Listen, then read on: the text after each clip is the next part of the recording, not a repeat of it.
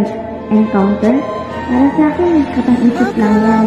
Walang taong basta na lang dumarating at higit sa lahat, hindi ako naniniwala sa forever.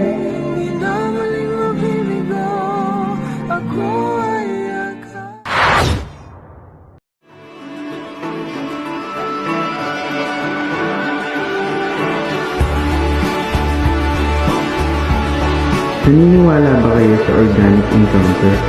Ako kasi oo.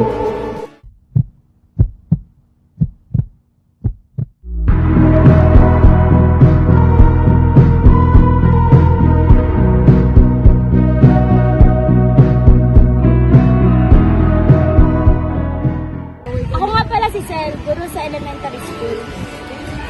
Pala si Carl, isang engineer.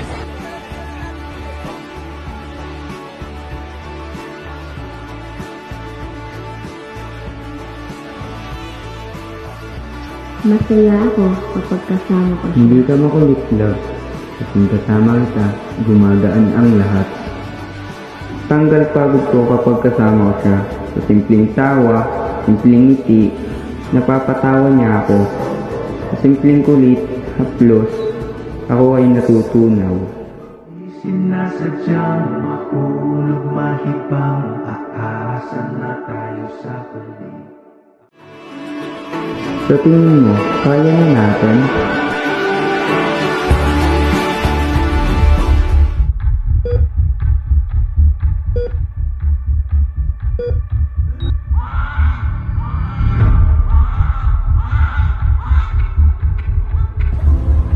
Isipin natin na ako si sperm at ipagpalagay na ako ang pinakamabilis kaysa sa iba pang sperm.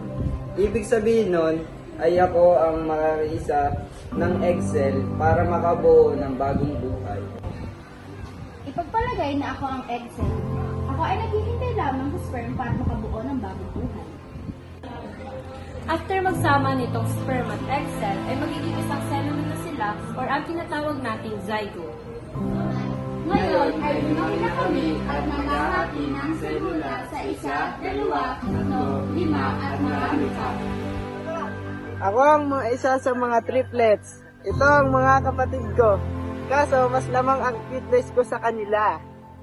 Sa mga nagtataka, nabubuo ang triplets dahil isa lamang ang fertilized na itlog na nahati ng maraming beses para makabuo ng tatlong magkakatulad na embryo. O kaya naman ay tatlong magkahiwalay na fertilized na magkakaibang sperm para mabuo ng tatlong hindi magkatulad na embryo.